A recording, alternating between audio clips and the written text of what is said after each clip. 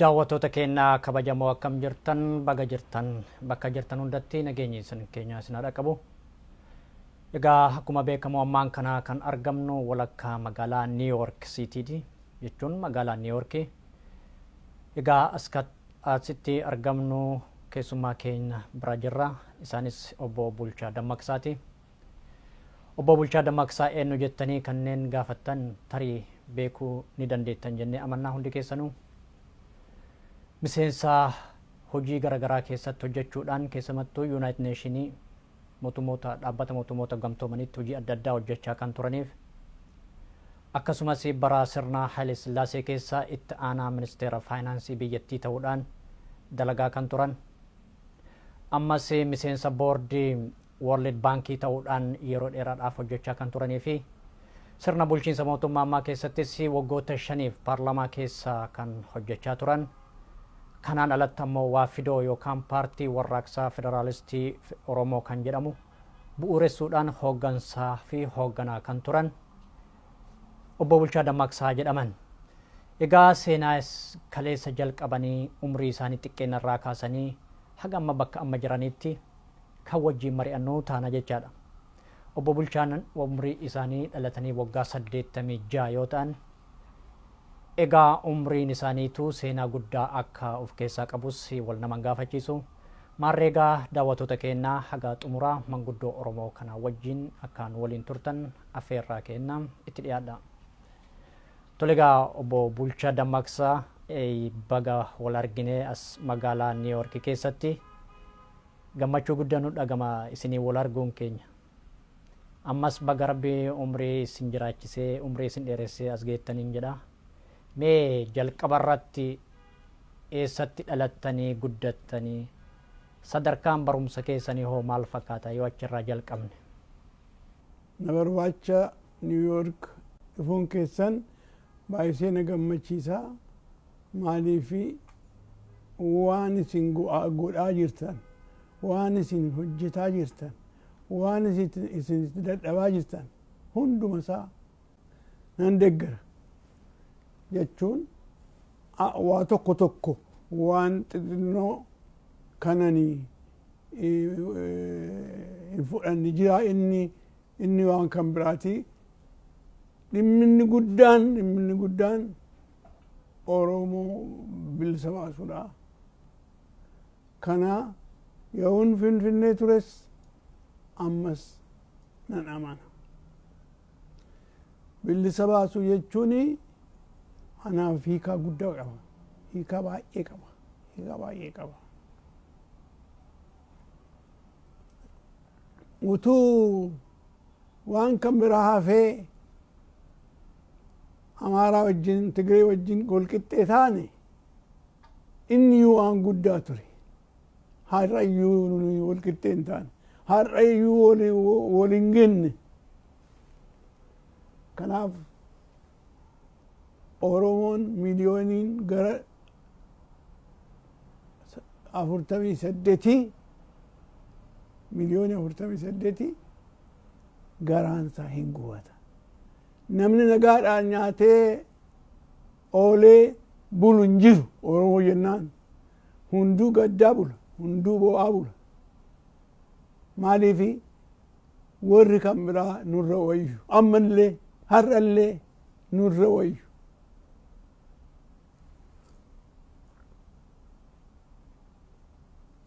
Ani mataan koo akkanatti fakkaatetti duraan gaafa dhufan Tigiroonni namaan buluun attam akka nama rakkisu beekuu. Kanaaf xinnoo nuu gaddu ta'a jedhee garaatti yaadiiraan yeroo Tigireen dhufte. Homaa bulchaadhuma iddoo hundaatti mataa koo jechuu miti. Bulchaa jechuun mootummaan ni bulchuu ummata kan biraa waan bulchuuf ummata sanatti garaa kan laafu ummata isaatiif. Kanaaf Oromoonis utuu Oromoon bulchee garaa laafaaf amma namni garaanuu laafu baay'een jiru. Ani Bulchaa Dammaqsaa, Sanbatoo Garbaa, Heefoo, Mixrii Alangoo, Bakkee Aallee, Eggu jechuun haga abbaa sagalee torbaa sagalitti lakkooftan jechuudha. kan hin dhaladhe Aallee Eebichaa jedhama Gimbii Piroovinsii keessatti. Achitti dhaladheen hamma waggaa 10 guututti barumsaan arganne. Hamma waggaa 10 ta'utti. Sana booddee immoo manni mootummaa manni barumsaa mootummaadhaan banamne ture. Kanaaf qeedhuma keenya keessatti haahuu namni na barsiise. Mootummaan yommuu mana barumsaa banuu waggaa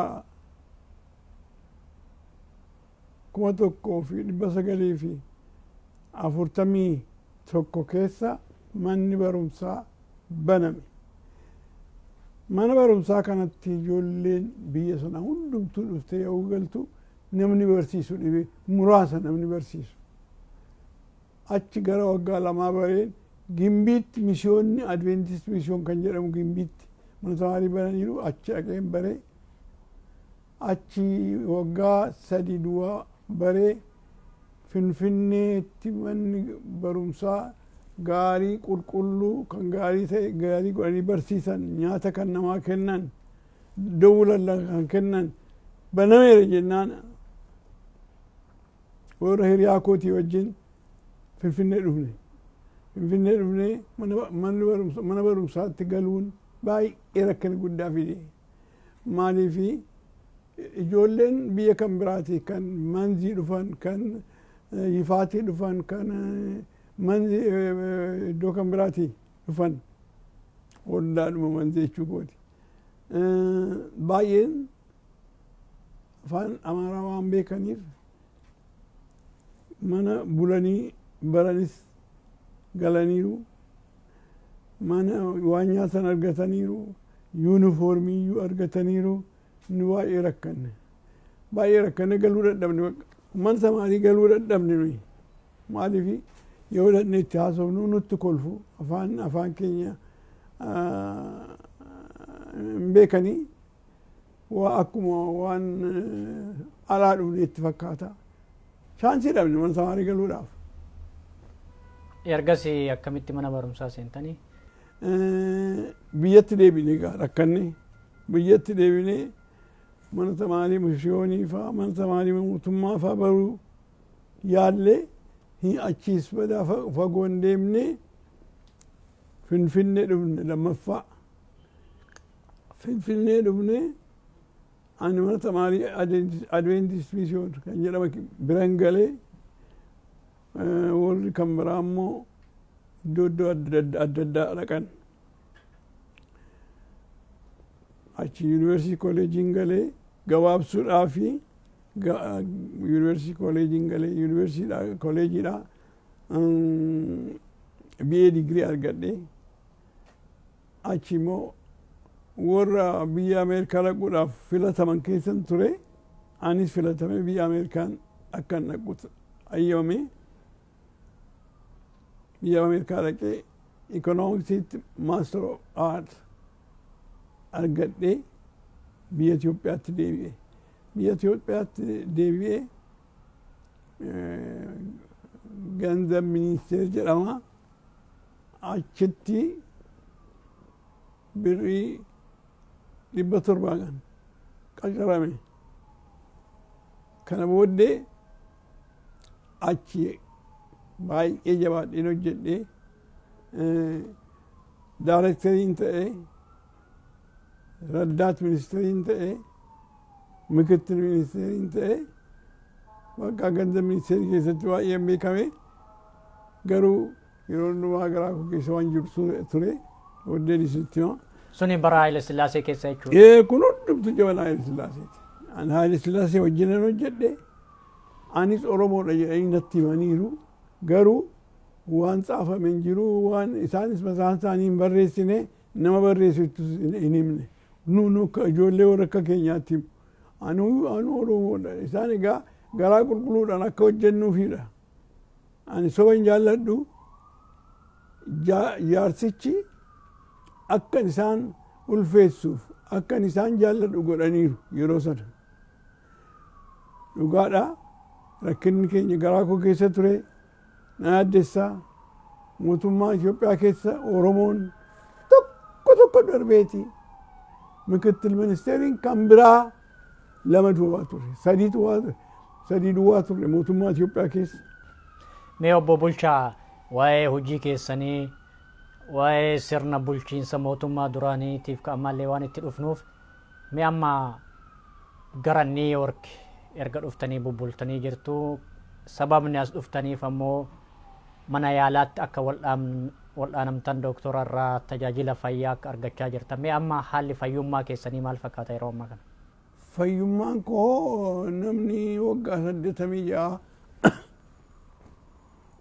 argachuu kan danda'u nagummaa qaba.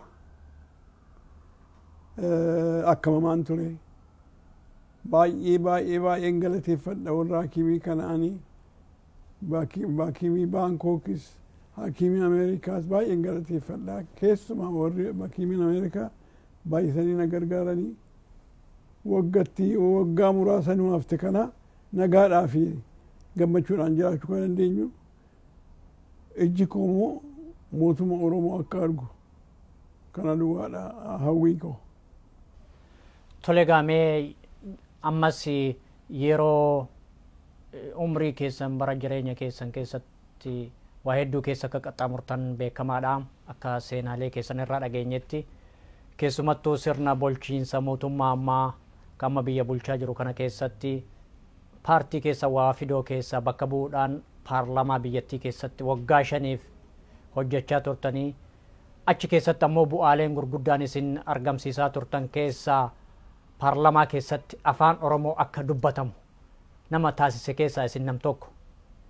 Mee akkamitti paarlamaa biyyattii san keessa afaan Oromoo akka dubbatamu haala kamiin godhuu dandeettanii achi keessatti ammoo dhiibbaan akka dhuunfaattis haa ta'u dhalattoota nama Oromoo paarlamaa keessa jiran irratti dhiibbaan geggeeffamu maal fakkaata baroota 25 kana keessatti? Yeroo nama Oromoo ta'ee fi Oromummaan biraa hin badu yeroo hundumaa morma isaatti mormee mataa isaa ta'a beekamaadha. Warri hiriyaan kee Amaaraa ta'u Tigiraa ta'u warrumtu si wajjin guddate warri si wajjiniin mana barumsaatti barellee garaa isaanii keessatti Oromoo hin jaallatan jedhee nama maaliif anama fakkeenya warra dhaladhee wajjin guddadhee wajjin nama tokko wajjin hin jiru warra Oromoo hin taane wajjin hin jiru jechuun walirraa fagaanneerra circumstaansii baay'een waan dhalateef walirraa fagaanneerra. Ani barumsa kootii fi saakrifaayisii ta'e iyyuu nan godha nan baradha barachuun qaba jedheen garaa guutuudhaan itti amana. Yeroo hundumaa Oromoon nagaan qabu namni tokko anis akkasuma nagaan qabu ture garaa koo keessaa sodaa yeelloo gara gaditti of ilaalu kun hundumtu jira kana hundumaa kan godhu immoo hojii mootummaati. Warra kan ba'anii akka ayyaana kooti shumiin koo wanni ture Oromoo ture Yilmaa Deeressaa jedhamu isaanii na biran dabarre yoo shumatti dhufu na gaariidhuma na guddisanii iddoo baay'ee dhaqeeraa iddoo baay'ee waan baay'ee hojjedheeraa kanaaf mataa kootti hin gammadu hin gammadan ture garuu yeroo hundumaa dudda koorra kan jiru mataa koo keessa kan jiru garaa koo keessa kan jiru rakkina Oromooti. Kanumaaf paarlamaa keessatti afaan Oromoolee akka dubbatamu dhiibbaa gochaa turtan. Paarlamaa yemmuu hin gale paarlamaa kan anin gale ga'anii Wallagga Gimbii Awraajjaa jedhu achitti filatame. Paarlamaa waggaa meeqa bara kamirraa haga bara kamiiti isin keessa turtan? Bara 2005 irraa hamma bara 2010tti. Turtii waggaa 5 keessa waa hedduu akka dalagaa turtan beekamaadha. Achumarratti amma yeroo paarlamaa turtanitti afaan Oromoo fa'aa akka afaan Oromoo ta'ee dubbatamu paarlamaa keessa waggaa 5 gaafa paarlamaa keessa turtanitti dhiibbaa guddaa godhaa turtani. Afaan Oromoo akka dubbatamu ta'ee jira paarlamaa keessatti. Kanumaa wal qabatee rakkinni uumame yoo isin irratti dhiibbaan taasifamee jira gama mootummaa saniif. Rakkina guddaadha. Sittanimaa. Ana duwwaa miti kan eeggan gara ji'a 3 ji'a 4 dubbadhee booddee dubartoonni dubbachuu jalqaban. Dubartoonni Harar, dubartoonni Jimma iddoo kana lachuuti afaan Oromoo dubbachuutti jalqaban akkuma dubbadhu. Garuu afaan Oromoo dubbachuun paarlaamaa keessatti rakkina guddaa. Rakkina guddaa. Yaamin jalqabu himeen jalqabe yaani. Pireezidentii paarlaamaatti kunoo ani afaan uummata guddaa dubbachuuf hin jedha. Kanaaf akka baay'ee akka shookti kan ta'an akka isin hin dinqine jedhee Tashoomee Togaa kan jedhamu Walaayittaa namicha Walaayittaa tokko isatu pireezidentii paarlaamaa ture. Durataa isatu ture. Isatti kadinaan mari'atee ishii dubbadhaa naan jedhe. Mallas fa'aa wajjiniin mari'atee ishii dubbadhaa jedhe. Jennaan dubbachuutti jalqabee gaafa duraa daqiiqaa 10 dubbadhe. Gaafa duraa baay'ee iyyan jechuu alatti hoduudhaan jechuu kooti paarlaamaa keessatti iyyuu hin danda'amu. Hoduudhaan garuu kunoo namichi tokko kan raadikaal Oromoo afaan Oromoo dubbate paarlaamaa keessatti jedhanii baay'ee kompleenii gochuu jalqabne. Baay'ee dheekkaman.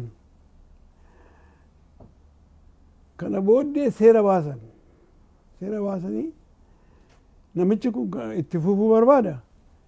Limitii gochuudhaan waan goonuu hir'isuu barbaannaa impaaktii isaa jedhanii mari'atanii daqiiqaa 2 duwwaa akka inni dubbatu godhan. Attamitti nama tokko duwwaadhaaf daqiiqaa 2 guutu warra kan biraaf kan biraa laattanii jedhanii namoonni baay'een faranjoonni illee dinqifatanii jennaan maal godhu daqiiqaa 2 duwwaa haa dubbatu jedhanii kana caalaa egaa yaada kee dhiyeessita yaada kee dhiyeessitu daqiiqaa 2 yoo ta'e attam gootee yaada kee dhiyeessita. Kanaaf daqiiqaa 2 kan jedhamu seera baasan Tashoomee Togaa wajjiniin warri Tigreedhaa seera baasanii akkani afaan Oromootiin itti fufuu hin barbaanne isuun irra ture. Daqiiqaa 10 irraayyuu daqiiqaa 2 gad deebisan jechuudha. Daqiiqaa 10 seeroo hundumtuu 10 kennama nama dubbachuu barbaadeef. Achirraa daqiiqaa 2tti galchan. Daqiiqaa 2tti maal dubbatta?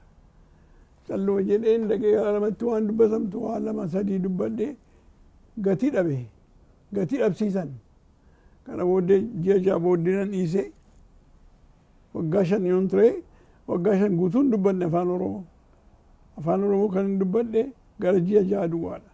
Paarlaamaa san keessattis namni Oromoo baay'een akka jiru beekamaadha. Isin dabalatee jechuu kooti. Rakkinni paarlaamaa san keessatti afaan Oromoo dubbachuu dhoorgisiisu maali? Seera Itoophiyaatti dhoorgamoo yoo dubbatame maal rakkina qaba? Kun gaaffii gaariidha.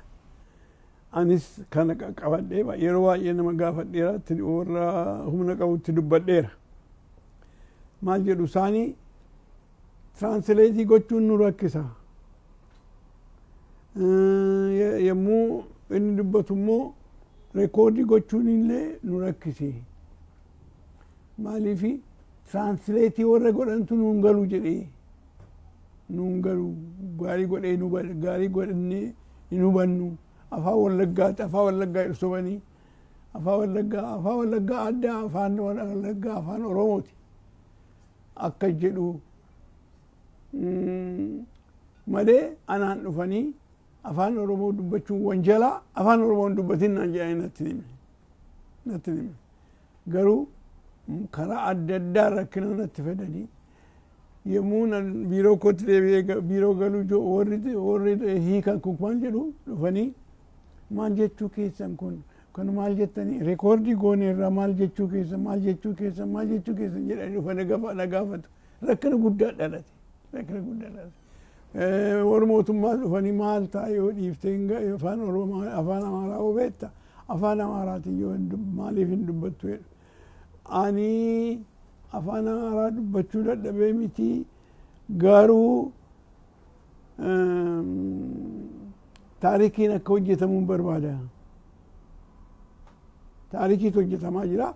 Taarikiin kun immoo waan gara fuulduraa waggaa 30-40 booddee ta'u agarsiisaa kunis afaan Oromoo. Afaanni Oromoo biyya Itoophiyaa keessatti oofishaaliyyuu ta'uu qaba. Kanaafan dubbadhe namoonni baay'een namoonni warri afaan Oromoo irraanfatan Oromoo ta'anii afaan Oromoo kan irraanfatan illee deebisanii afaan Oromoo dubbachuutti ka'an. Mee asumarratti isinis yeroo paartii keessan keessa turtanitti federaalizimii kan jedhutti amantanii isas hojiirra oolchuudhaaf mootummaan Itoophiyaa illee akkasuma jedha. Maal garaagarummaan jiru ree paartii keessaniif mootummaan Itoophiyaa waa'ee federaalizimii irratti? Mootummaan Itoophiyaa federaalizimii ofuma afaan isaa dubbata malee dhugaadhaan siistamiin federaalizimii hojiirra oolchee miti. Hojiirran oolchuu hin yaadne isaan nu sossobuudhumaaf barreessan. Kun dhugaa dubbiiti. Kanaaf afaan adda addaa dubbachuun isaan yoo haa ta'u jennee iyyuu maal qaba jedhanii turan. Garuu yoo ani dubbadhu uummata ilaalanii waan uummanni jedhu ilaalanii waan Oromoon jedhu ilaalanii baay'ee jibban afaan Oromoo kana. Federaalizimii dhugaatti nama nanni afaan malee jechuudha. Federaalizimii yoo jedhan isaanii waanuma haaraa tokko uummanni Itoophiyaa jaallatu jedhanii malee ofii isaaniitiif hin amanne. Utuu amananiiru ta'e maa dhiisarree amma maal federaalizimii gataniiru isaanii raanfataniiru. Federalizim jechuun dhimma ofiin murteeffataa jechuudha. Hin murteessu uummanni maal ruufi seera bahutti parlaarii ofumaa calloo jedhanii wacuu malee dhugaadhaan seera bahurratti federalizimiin akka mul'atu gochuu yaadne isaan garaa isaaniitti. Kanaaf federalizimiin afaanumaanii gara fuulduraatti booddee dubbannaa gara fuulduraatti feetuun waaqayyo nu gargaare federalizimii piraaktisii goonaa jedhee yaada. Mee amma gara duubaatti yoo isin deebise yeroo miseensa boordii World Baankii turtanii fi akkasumas mootummoota dhaabbata gamtoomaniitti United Nations jechuudha. Gaafa achi hojjechaa turtan waa'ee Oromoo fa'aa waan dhimma Oromoo waan diinagdee Oromoo waan rakkoo Oromoo kana waan ibsitan qabdu World Baankii fi United Nations fa'aa keessatti. Waa tokko gochuu hin dandeenye maaliif ba'aan isaa guddaadha. Nama tokkoon waa'ee walakkaa Itoophiyaa uummata walakkaa Itoophiyaa kaasii dubbadhu jechuun impossible. Ani kana dubbachuudhaaf shumataan dhaquun qaba. Shumataan hin nanne iddoo kana ani ofii kootii barbaade erga Mangistuu Hayilamaariyaam biyya Itoophiyaa mo'uu jalqabee ani nama mataa isaatiin deemuudha. Mootummaadhaaf miti kan hojjedhu. Kanaaf kaasuu hin dandeenye waa'ee Oromoota haala jiranii wajjin wal geenyee boonya malee humna hin qabu yaadachiisuu dubbachuu iyyuu wanni hin qabu iddoo hin qabu. Tole yeroo sanitti erga rakkoon akkasii ta'ee haa ta'u malee odeeffannoo qabdan isin akka hojjettootaatti akka nama hojjetaa United Nations tokkotti gara harka lafaa jalaatiin haa ta'u namoota isin waliin hojjettan haa ta'u rakkoon akkanaa hin jiraame hordofaa jettanii hubachiisuun hin danda'amu ture. Isan goona Oromoonni lafa jiran hundumaatti ani yoo nama iddoo tokko dhaqee halkan lama bulee Oromoon jira biyya na jedhee barbaada. Akka Baankook amma Oromoon Baankookiin hin naqattee yaadda. Garuu yaafadheen dhaga'ee walgeenyee haasofnee horii akka buusanii isiniif iyyuu akka horii erganii godheera. I don't know achiiti beektu ta'a ijoollee afur argeera achitti kanaafi nuuf waan guddaadha warra guddaadhaaf immoo dhimmi keenya guddaa miti jechuun koo nun dhaga'anii jechuu kooti amma yoon United Nations keessa ture hiriyaa koo tokkoof Finfinneetti guyyaan Oromoodhaaf bari'uu hin dhufaa Oromoodhaaf gaa tokko hin ifa kan jedhu xaafii xarabeezaa koo irratti arge haraqaan koo maal kun polotikaa hojjettaati mana United Nations ta'edhe kun regional haraqaas miti nama guddaas miti bicha naannaa jecha kuni waan biyya keenyatti haasofnuudha jedhe no you should not be engaged in politics naan jedhe na ifate jechuun influence hin qabu Oromoos haa ta'u eenyuyyuu qofaasaa yommuu hojjetu dhimma hin baasu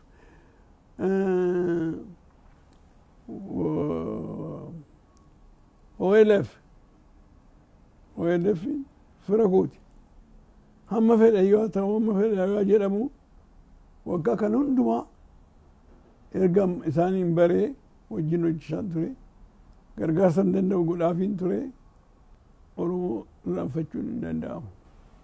Tole mee erga kanumaan wal qabateeti yeroo ammaa kana keessatti ji'oota 11f Oromiyaa keessatti mormiin geggeeffamaa jira. Mormii kanarratti ammoo uummanni Oromoo yoo xiqqaate kumaan lakkaa'aman ajjeefamanii jiru mootummaa Itiyoophiyaatiin. Hedduun ammoo mana hidhaatti guuramanii jiru. Mee isin akka manguddoo Oromoo tokkotti rakkoolee uummata Oromoo irratti yeroo ammaa kana geggeeffamaa jiru akkamitti ilaaltu haala kamiin ibsitu? Akkamitti ilaalta? Waraana jedhanii ilaala malee waan xinnoo miti Oromoon akkana guddaatu irra jira har'a. Akkana guddaatu har'a Oromoo irra jira. Attamitti Ameerikaan, Yuroop, Jarmaniin, Xaaliyaaniin illee biyya isaaniitti demookiraasii duukaa bu'aa jiru. Demookiraasiidhaan hojjetu. East Africa biyya Itoophiyaa keessatti namni miliyoonii 48 kan ta'an rakkina guddaarra jiru. Attamitti kuntu caljalee ilaalu jennee warra barreessutti yeroo hundumaan barreessaa fi fakkeenyaaf Voice of America keessa warra jiranii yeroo hundumaa warra ijoollee warra Amaaraallee dubbadhaa Oromoon du'aa jira Oromoon dhumaa jira Oromoo darbee Oromoon gaaf tokko humna argate haa fixu nama akkas akkuma keessan nama haa fixu hin ta'u kun hin ta'u biyya civilized ta'ee biyya akka Yurooppaa ta'e uumee hojjechuu barbaada malee Oromoon biyya tokko uumee nama fixuudhaaf nama ajjeesuudhaaf miti kan barbaadu warri du'an warra har'a Oromoodhaaf hojjetanidha jedhee yeroo baay'ee kana dubbataa turre akkas argitu humna qabu mootummaan Itoophiyaa humna qaba. Mee ammas gara duubaatti yoo isin deebi'e yeroo tokko paarlaamaan geggeeffame ta'uun oolu nutti fakkaata. Muummichi ministeera Itoophiyaa duraanii obbo Mallas Zeenaawii wayita dubbatan guddinni dijiitii Itoophiyaadhaa dijiitii 11 guddateera jedhamee yoo dubbatan isin ammoo deebiin isin deebiftan tokko ture. Itoophiyaan eessumaa dhuftee dijiitii 11 guddatte jechi kunuu eessaa dhufe jettanii yeroo obbo Mallas itti deebiftan paarlaamaa irratti kolfi gurguddaan ka'ee ture. Mee wanna sammaa akkamitti yaadattu? GDP jechuuni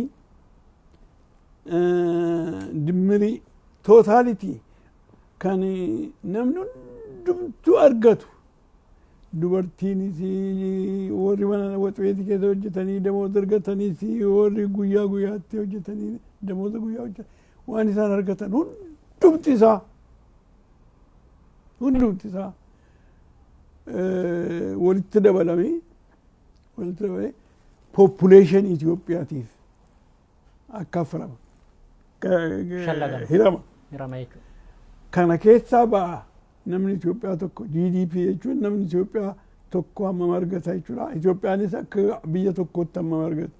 Kuni anaaf fiildii kootii jireenya koo hundumaa keessatti kan hin hojjedheedha. Biyya GDP biyya lafaa kan baasu gara caalu World Baankiidha. Baankii biyya lafaa. Utuu isaan waan kan biraa barreessanii Ato Mallas kan biraa barreessa ture, kan biraa dubbata. Eessaa argite ati kana? Kun likkii miti. Eenyuyyuu beekaa. 11 namni guddatu Chaayinaan iyyuu waggaa 5 darbeera egaa 11 guddachuu dhaabanii. 11 guddachuu jechuun koo waggaa 4-5tti galiin kee akka jirutti harka lama ta'a jechuudha. Kan attamitti kun danda'ama. Matsaafa Chaayinaa malee kan biraa ilaaltaniittu Ato Mallas ilaaltaniittu kan biraa. An Chaayinaa inni iyyuu xinnoo gara waggaa 3 tureera. Eessatti argame kuni? Eenyutu 11 guddataa jira?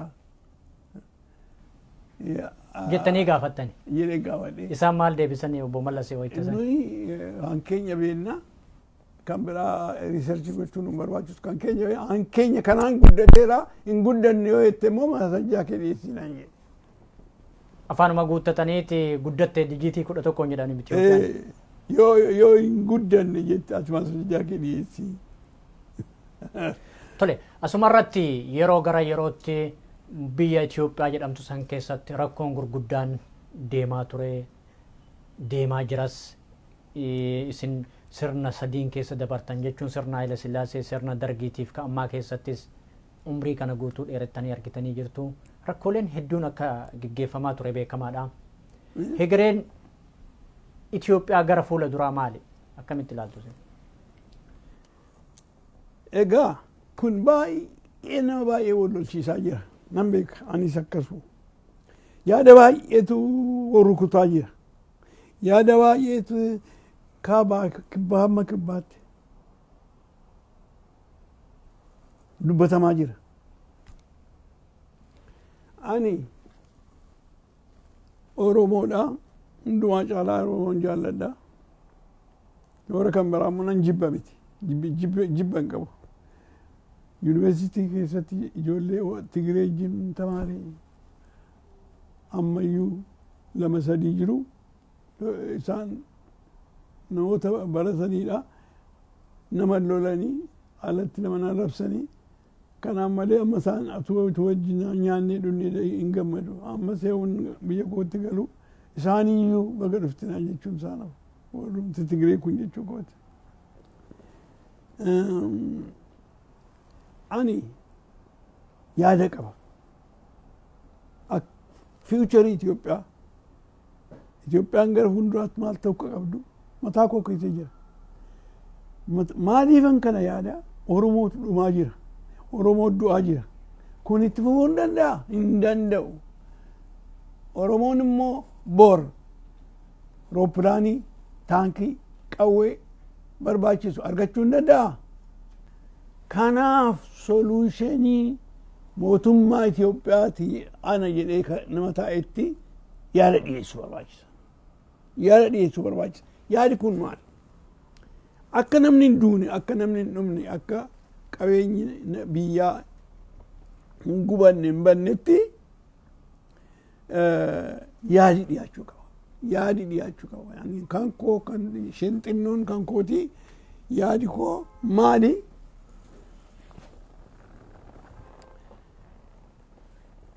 Akka United Nations lafa hojjechaa ture. Akka isaanii ta'uu qabdi Itoophiyaan. Maal jechuu kooti? Sitta mul'isa. Itoophiyaan har'a federaal Itoophiyaa jedhan. Inni soba. Isa dhugaa fiduu qaba. Isa fidaa federaalii isa dhugaa fiduu qabna. Maal inni dhugaan? Akkan argutti federaalizimiin demookiraasii irraa kan citee addaan bahee argamu miti. Federaalizimiin demookiraasiidha. Demookiraasiidha yoo jennu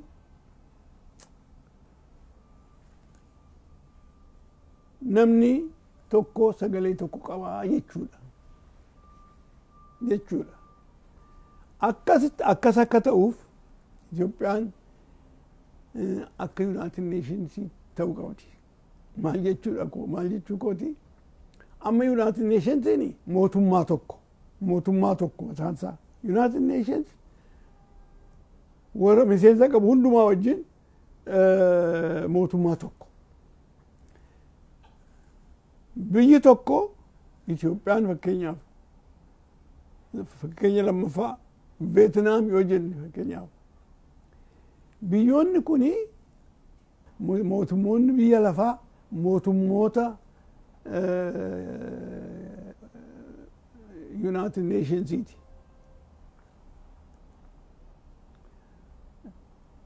Maal jechuudha kun? Abaal jechuun Itoophiyaan abaaliidhaan gara 205-206 deema. Isaan kuni biyya adda addaati miti? Hundumti isaanii biyya adda addaati. Bilisummaa qabu. Waan jaallatan waan uummanni isaanii barbaade godhu. As dhufan immoo United Nations keessatti miseensa. Itoophiyaan miseensa, Ameerikaan miseensa, Ingiliziin miseensa. Biyya isaaniitti galanii immoo biyya isaanii bulchu miti? Akkasuma biyya Itoophiyaatti United Nations Itoophiyaa jechuun mootummooti Oromoo, mootummooti Guraagee, mootummooti Tigree, mootummoota Amaaraa hundumti kun akka United Nations'tti miseensa ta'uudha. Isa biyya keessatti dhaabamu ani jedhu kun gamtaa uumuu jechuudha. Gamtaa yeroo sana Tigreen gamtaa tokko mootummaa tokko Oromoon Amaar Tigreen warri ciccimaan keessuma isaan kuni akka United Nations'dha dhaabbatu. Mana isaaniitti akka United Nations sigaleera amma dubbiin koo achitti akka dhaabbatanii uummata isaanii bulchu. Yoo baay'ate waggaa baay'ee keessatti warri xixinnoo ta'an biyya Itoophiyaa keessatti iyyuu isaan iyyuu akka United Nations'dha ta'uu hin danda'u. Jechuun Federated Itoophiyaa miti. Federated Oromoo, Federated Amaaraa, Federated Tigree isaan kun jara biyya isaanii bulchu. Sadarkaa Addis Ababaatti immoo akkuma United Nations'dha waloodhaan bulchu walii galteedhaan jechuudha. Hundumtuu biyya isaanii bulchu. Oromoon biyya isaa bulcha. Tigreen biyya isaa bulcha. Amaarri biyya isaa bulcha. Naanna'ee walumaa galatti hegereen Itoophiyaa wal qixxummaan uummataa kabajamuu jechuudha. Garuu akkuma United Nations yoo dura dhaabatee biyyi baay'een maal jedhanii maal qabaree mootummaa haa ta'u tokkummaa United Nations kuni biyya lafaa hundumaa irratti federal state United States irraa federal state jedhanii baay'een lafaan dadhabanii turan. Akkuma sana biyyi Itoophiyaa hundumtuu Federated States of Oromia, Federated States of Amara, Federated States of Tigray, Federated States of Guraagee yoo barbaadde jettee isaan achi biyya isaanii bulchu. Hundumtuu biyya isaa bulcha. Namni alagaan dhufee keessa galee bulchuu hin danda'u akka ani amanutti. Amma dubbiin kun si galeera? Naaf galee jira. Mee asumaan kun kanaan odoo jiru yeroo hanqina yeroo qabnurraan gaggabaabsuu yaala. Jireenya keessan keessatti kitaaba tokko kan barreessitantu jira. Sunis My Life, My Vision for the Oromo and the Other Peoples of Ethiopia jedha. maal jechuu waa'ee maal irratti hundooftanii? Kana jechuun koo achi keessatti kan hin dubbadhu Oromoon akka amma jirutti jiraachuu hin danda'u jechuun immoo yoo humnaan dandeessiin jennee hin duuna jechuudha wanni isaa alternatiiviin isaa. Kanaaf Oromoon ani amma namoonni keenya jedhanitti addumaan baanee mootummaa tokko taanee uummata keenya bulchinee uummata keenya gammachiifnee akkuma biyya kan biraatti jiraanna malee akka ammaatti jiraachuu hin dandeenyu. Wanni isaas gatiin isaas du'aa hin duuna jedhaniidha Oromoon. Ani maalin jedhaan Itoophiyaa keessatti federeetii isteetii baay'ee uumamuu jedha inuma jechuu koo takka kootti. Achi keessaa Oromoon federeeshinii tokko mootummaa of danda'e mootummaa guutuu jechuudha. Garuu Itoophiyaa keessatti Itoophiyaa distrooyituun godhin Itoophiyaa keessatti federated state of Oromiyaa maal jechuudha mataasaa danda'e kan bulu namni ejjennee jechuudha. Mataa irratti lafa prime ministerii fi pirezidentiin hin shubamanti normally achi irratti immoo president of the president of the state of Ethiopia, the state of Oromia, president of the state of this jedhama biyya biyyatti.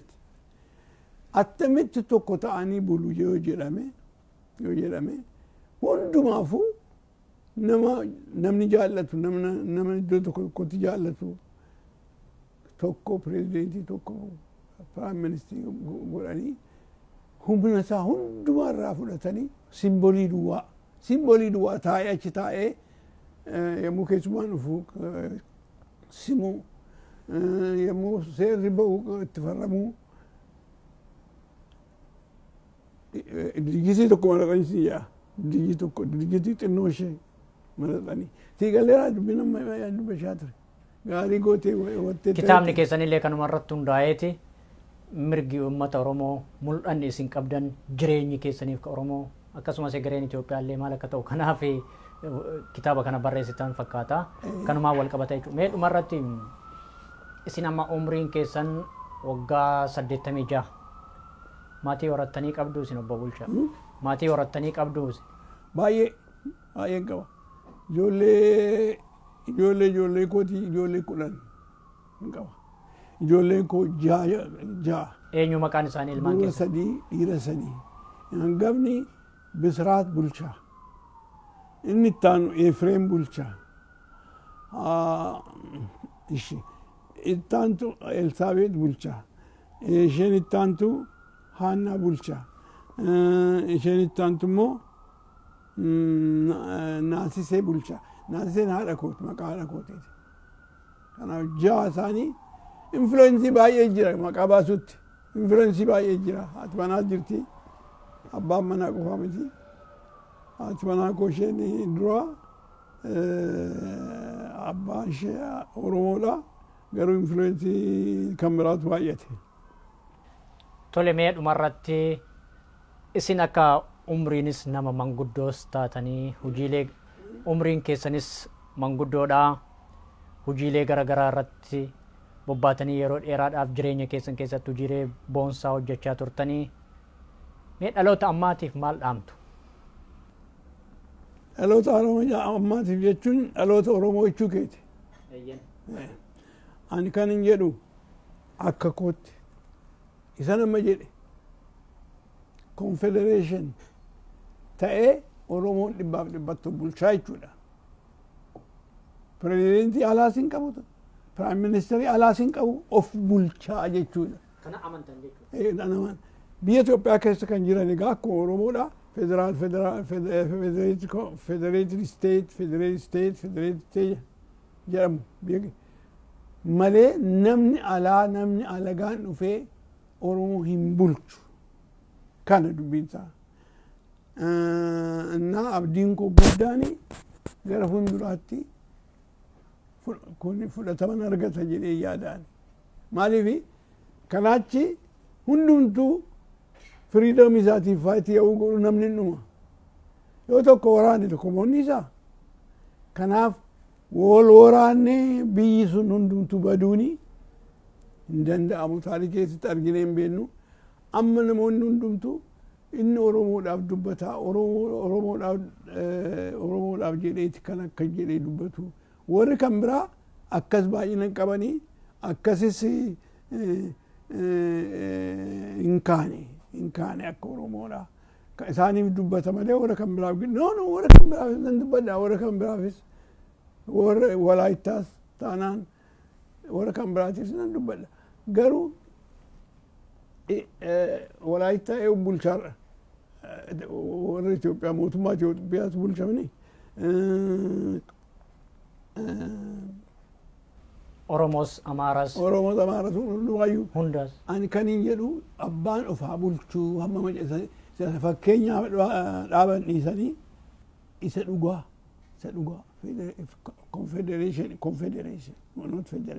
confederation kana namni yaaduu kan qabu namni garaa isaatti yaaduu qaba gad buusee ol baasee yaaduu qaba namni kanaachi namni hundumtuu wal waraanuu fedhe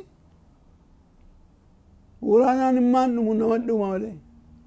Tole obbo Bulchaa dhumarratti dhaamsi isin qabdan maali?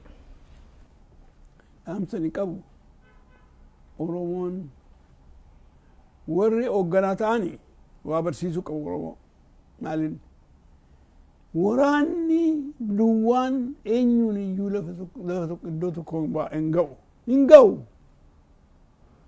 Ameerikaadhaa fi Moskoof yoo lolan biyya lafaa dhuma malee probleemiin biyya lafaan dhumu kanaaf sodaanna atoomik boombii kanaaf waraanni hin ga'u isa nama jedhe yaaduu qabu isa nama jedhe Oromoon ofaa bulchu jechuun immoo Itoophiyaan hundumtuu wal lolee inni hunda qabu keessaa ba'u jechuun kun seera biyya lafaatii iyyuu seera organization United Nations hin deemsisu kun waraana hin ta'u confederationiin tokko attamitti akka hojjetu baruu barbaachisa xiinxaluu barbaachisa attamitti jiraachuu danda'a namni soosaayitiin biyya lafaa attamitti waliin jiraachuu danda'a jenne filoosofii tokko fudhachuu qabna filoosofiin ani hin ta'a jedhee ilaalu karaa confederation waan kan biraatti hiikamuu hin danda'a garuu ani kanatti hiikamuu qabaa. Tole obbo Bulchaa yeroo keessan fudhattanii marii kana fakkaatu nu wajjin taasisuu keessaniif hedduu galatoomaa ammas umrii dheeradhaa bulaa horaa dagaagaa jechaa fayyaan keessanis bakka duraatti akka isiniif deebi'u hawwii qabna galatoomaa.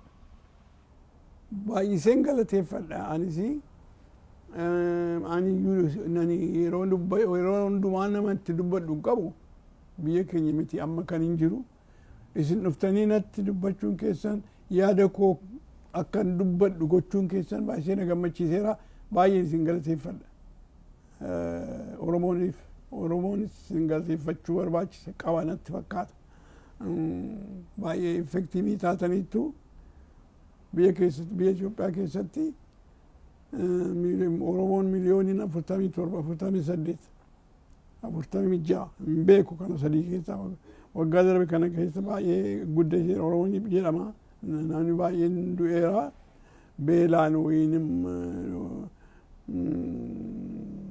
beelaan wayim namumti wal ajjeese kanaaf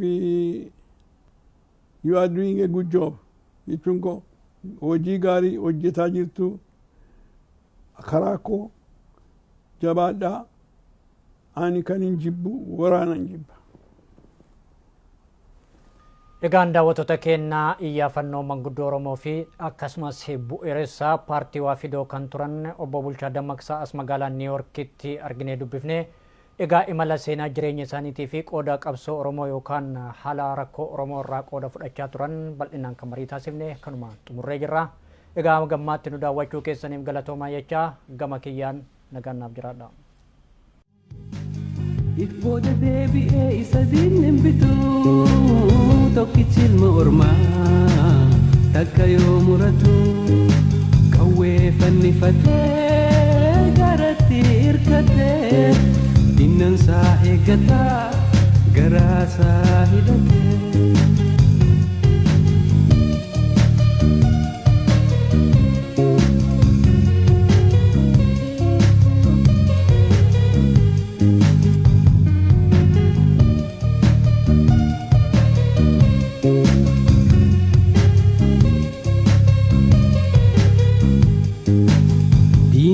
Qaqqalee dhiigaan jeeqifate foddaa bilisummaa kunootti dhihaate tokkichi ilma ormaa kunoo tattaafate.